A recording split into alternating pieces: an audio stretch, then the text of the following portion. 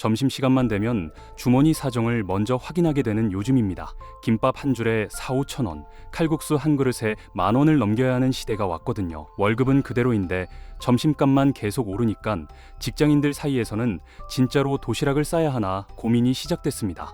서민들이 가장 자주 찾던 8가지 메뉴들의 가격이 1년 사이에 5%에서 6% 가까이 뛰어올랐는데요. 오늘은 이 먹거리 물가 문제가 얼마나 심각한지, 그리고 우리 삶을 어떻게 바꾸고 있는지 자세히 들여다보겠습니다. 요즘 직장인들은 요즘 점심 메뉴를 고르기가 두렵다고 말합니다. 예전에는 분식집이나 백반집 정도면 부담 없이 갈 수 있었는데 이제는 그마저도 만만치 않다는 겁니다.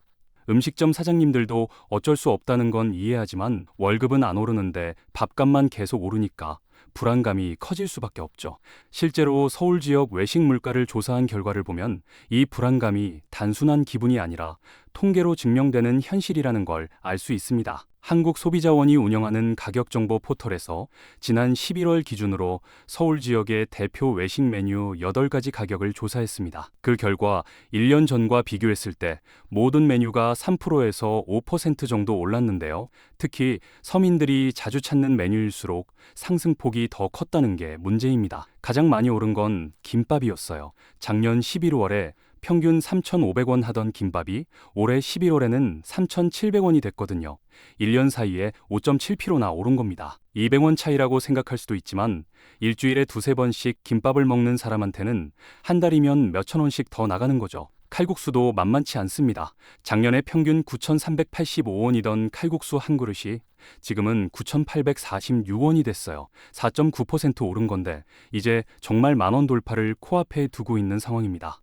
예전에는 칼국수 하면 저렴하고 푸짐한 메뉴의 대표였잖아요. 그런데 이제 10,000원짜리 음식이 되어버린 겁니다. 직장인들이 점심시간에 가장 많이 찾는 김치찌개 백반도 8,192원에서 8,577원으로 4.7% 올랐고요. 삼계탕은 평균 18,000원 수준까지 올라가면서 4.2%의 상승률을 보였습니다. 여기서 끝이 아닙니다. 냉면은 4.2%, 삼겹살은 200g 기준으로 3.9%, 비빔밥은 3.4%, 자장면도 3.1% 올랐어요.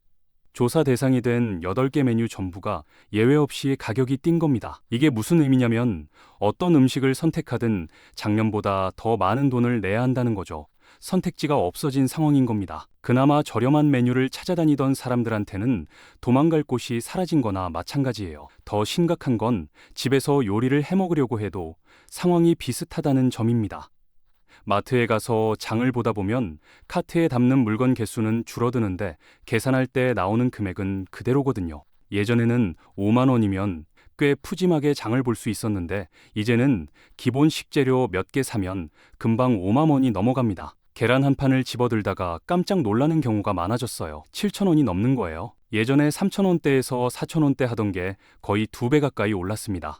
아침마다 계란 프라이 하나씩 먹던 습관이 있었다면 이제는 한 번씩 망설이게 되는 거죠. 한 달에 계란 2판 먹는다고 치면 10,000원이 넘게 추가로 나가는 겁니다. 김이랑 식용유도 장난이 아닙니다. 김 한 봉지 사려고 하면 가격표를 두세 번 다시 봐요. 이게 맞나 싶어서요. 식용유도 마찬가지예요. 요리할 때다 쓰는 기본 재료인데 이것들의 가격이 올라버리니까 집에서 요리하는 것도 점점 부담스러워지는 겁니다. 과일은 이제 간식이 아니라 사치품이 됐다는 농담까지 나옵니다. 귤 한 봉지 사려고 하면 10,000원이 훌쩍 넘어가거든요.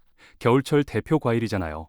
예전에는 큰 봉지 사다가 거실 테이블에 놓고 수시로 까먹었는데 이제는 한두 개씩 아껴 먹게 됩니다. 사과도 비슷해요. 한 알에 2,000원에서 3,000원씩 하니까 과일 깎아 먹는 게 조심스러워진 거죠. 고기 코너를 지나가는 것도 눈치가 보입니다. 특히 수입 소고기 가격이 엄청나게 올랐어요. 국산 소고기는 원래 비싸니까 특별한 날에만 사 먹었는데 그나마 저렴했던 수입 소고기마저 부담스러운 가격이 되어버렸습니다. 주말에 가족끼리 고기 구워 먹는 게 이제는 한 달에 한 번 정도로 줄어든 거예요. 커피값 인상도 무시할 수 없습니다. 아침마다 테이크아웃 커피 한 잔 사들고 출근하던 사람들이 이제는 일주일에 두세 번으로 줄였어요. 대신 사무실에서 믹스커피를 타 먹는데 그 믹스커피 가격도 올라서 아이러니한 상황입니다. 한 달이면 커피값만 몇만 원씩 절약할 수 있지만 그게 은근히 스트레스거든요. 작은 즐거움 하나를 포기하는 기분이랄까요? 국수도 예전 같지 않습니다. 간편하게 라면이라도 끓여 먹으려고 하면 라면값도 올랐고 칼국수 면이나 우동면 같은 것들도 가격이 많이 올랐어요. 쌀도 마찬가지예요. 10kg짜리 쌀 한 포대 가격이 예전 같지 않습니다. 집에서 밥 해먹는 게 제일 경제적이라고 생각했는데 그것도 이제는 부담이 되는 거죠. 이렇게 하나하나 따지다 보면 결국 답이 안 나옵니다. 외식을 하자니 비싸고 집에서 요리를 하자니 재료값이 비싸고요. 배달시켜 먹자니 배달비까지 합치면 더 비싸고요. 어떤 선택을 해도 작년보다 돈이 더 나가는 건 똑같습니다. 맞벌이 부부는 요즘 저녁 메뉴를 정하는 게 싸움의 시작이래요. 둘 다 퇴근하면 너무 피곤해서 요리할 기력이 없거든요. 그렇다고 매일 외식하거나 배달시켜 먹으면 한 달 식비가 감당이 안 됩니다. 그래서 일주일에 두세 번은 어떻게든 집에서 간단하게라도 해 먹으려고 하는데 장 보는 것부터 요리하고 설거지하는 것까지 전부 부담이에요. 시간도 에너지도 돈도 다 들어가는 겁니다. 혼자 사는 사람들은 더 어렵습니다. 1인분 요리하기도 애매하고 장 봐도 재료가 남아서 버리는 경우가 많거든요. 그렇다고 매일 편의점 도시락이나 컵라면으로 때우자니 건강도 걱정되고요. 결국 외식 비중이 높아질 수밖에 없는데 그러면 한 달 식비가 30만 원에서 40만 원을 훌쩍 넘어갑니다. 노부모님 모시고 사는 가정은 더 고민이 많아요. 어르신들은 젊은 사람들처럼 간단하게 때우기 어렵잖아요. 제대로 된 반찬에 따뜻한 국 끓여드려야 하는데 재료값이 계속 오르니까 부담이 큰 겁니다.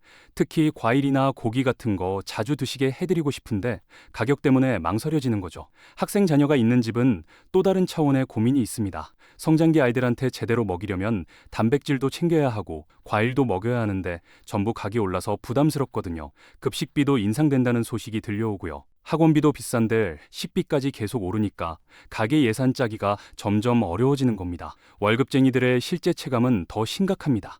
올해 임금 인상률이 3% 정도 됐다고 쳐도 먹거리 물가가 5%에서 6% 오르면 실질적으로는 돈을 잃는 거거든요. 똑같이 일하는데 먹을 수 있는 양은 줄어드는 겁니다. 월급 명세서에 찍힌 숫자는 커졌어도 실제 장바구니를 채우는 양은 작아지는 거예요. 자영업자들도 힘든 건 마찬가지입니다. 식당 하시는 분들 얘기 들어보면 원가가 오르니까 가격을 올려야 하는데 손님들 눈치가 보인대요. 가격 올리면 단골 손님들이 줄어들까봐 걱정이고 안 올리면 마진이 너무 적어져서 장사를 지속할 수가 없고요. 진퇴양난인 상황인 겁니다. 특히 동네 작은 식당들은 더 어렵습니다. 대형 프랜차이즈는 본사에서 대량 구매로 원가를 어느 정도 낮추는데 작은 식당은 그럴 여력이 없거든요. 같은 메뉴인데 동네 식당이 프랜차이즈보다 비싼 경우가 생기는 이유예요. 손님 입장에서는 가격만 보고 선택하게 되니까 결국 동네 식당들이 점점 사라지는 겁니다. 왜 이렇게 됐을까요? 원인은 한두 가지가 아닙니다. 우선 최저임금이 계속 올라가면서 식당들의 인건부담이 커졌어요. 여기에 임대료도 오르고 전기료, 가스비 같은 공과금도 함께 올랐습니다. 고정비용이 늘어나니까 음식값으로 그걸 메울 수밖에 없는 구조죠. 그런데 여기서 끝이 아니라 환율까지 문제가 됐습니다. 원화와 달러 환율이 1,400원대 중반까지 치솟으면서 수입하는 식재료 가격이 전부 올랐거든요. 밀가루, 식용유, 커피 원두, 소고기처럼 외국에서 들여오는 것들이 비싸진 겁니다. 국제시장에서 가격이 안 올랐어도 환율 때문에 우리 돈으로는 비싸지는 거예요. 국내산 농산물도 마찬가지예요. 비료값이 오르고 사료값이 오르면서 생산 비용 자체가 늘어났습니다. 여기에 조류 인플루엔자 같은 질병까지 겹치면서 계란이나 닭고기 가격이 급등한 거고요. 사과나 귤 같은 과일도 기후 영향도 있지만 생산 원가가 올라서 가격에 반영된 부분이 큽니다. 전문가들은 앞으로도 이런 추세가 계속될 거라고 봅니다. 환율이 당분간 높은 수준을 유지할 가능성이 크고 인건비나 임대료가 내려갈 가능성은 거의 없거든요. 정부에서 여러 대책을 내놓고 있지만 근본적인 해결책이 되기는 어렵다는 분석이 나옵니다. 결국 소비자 입장에서는 어떻게든 적응할 수밖에 없는 상황입니다. 외식 횟수를 줄이고 집에서 요리하는 빈도를 늘리고 할인하는 제품 위주로 장을 보는 식으로요. 하지만 이것도 결국 삶의 질을 낮추는 거거든요. 가끔 친구들이나 동료들과 외식하면서 스트레스 푸는 것도 현대인한테는 필요한 건데 그마저 부담스러워진다면 삶이 팍팍해질 수밖에 없습니다. 청년층은 특히 더 힘듭니다. 취업도 어렵고 집값도 비싼데 밥값까지 계속 오르니까 미래가 막막한 거예요. 월급에서 월세 내고 교통비 내고 통신비 내고 나면 남는 게 별로 없는데 거기서 식비가 차지하는 비중이 점점 커지는 겁니다. 저축은커녕 한 달 버티기도 빠듯한 상황이 되는 거죠. 노년층도 어렵기는 마찬가지입니다. 연금으로 생활하는 분들한테는 물가 상승이 직격탄이거든요. 연금액은 고정되어 있는데 생활비가 계속 늘어나니까 여유가 점점 줄어듭니다. 특히 기초연금만으로 생활하는 저소득 노인들은 식비를 줄일 수밖에 없는 상황까지 내몰릴 수 있어요. 이런 먹거리 물가 문제는 결국 우리 사회의 양극화를 더 심화시킵니다. 고소득층은 물가가 오르더라도 생활 패턴을 크게 바꾸지 않아도 되지만 저소득층은 필수 지출까지 줄여야 하는 상황이 오거든요. 똑같이 물가가 오르더라도 계층별로 체감하는 충격이 완전히 다른 겁니다. 장기적으로 보면 소비 패턴 자체가 바뀔 겁니다. 외식 산업도 재편될 가능성이 크고요. 고급화 전략을 택하는 식당과 저가 전략을 택하는 식당으로 양극화가 진행될 거예요. 중간 가격대의 평범한 식당들이 가장 어려워질 수 있습니다. 가격 경쟁력도 없고 차별화된 메뉴도 없으면 살아남기 힘든 구조가 되는 거예요. 편의점 도시락이나 간편식 시장은 오히려 성장할 가능성이 있습니다. 외식보다는 저렴하고 집에서 요리하는 것보다는 편하니까요.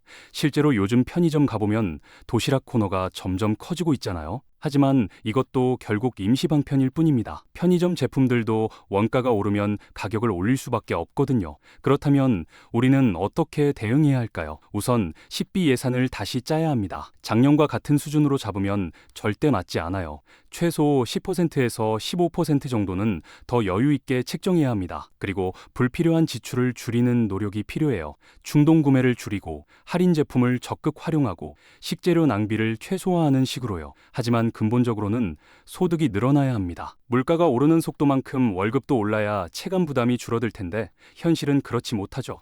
정부나 기업 차원에서 실질 소득을 높일 수 있는 방안을 마련해야 합니다. 그게 없으면 아무리 개인이 노력해도 한계가 있어요. 정부도 실효성 있는 대책을 내놓아야 합니다. 할당관세 조정 같은 단기 처방도 필요하지만 식량 자급률을 높이고 유통 구조를 개선하는 중장기 전략이 더 중요해요. 중소자영업자들을 지원하는 체계적인 정책도 필요하고요. 물가 안정이 민생 안정의 시작이라는 걸 정부가 명심해야 합니다. 당분간은 김밥 한 줄에 4,000원, 칼국수 한 그릇에 10,000원을 내는 시대가 계속될 겁니다. 이게 우리의 현실이에요. 받아들이기 힘들지만 인정하고 대비해야 하는 현실이죠. 내년에도 물가는 계속 오를 가능성이 큽니다. 전문가들은 2% 초반대에서 안정될 거라고 전망하지만 예상치 못한 변수가 생기면 더 오를 수도 있어요. 환율이 더 치솟거나 국제 원자재 가격이 급등하면 3%를 넘어갈 가능성도 있습니다. 불확실성이 큰 만큼 미리미리 준비하는 게 중요합니다. 먹거리 물가 앞에서 우리 모두가 조금 더 현명한 소비자가 되어야 할 때입니다.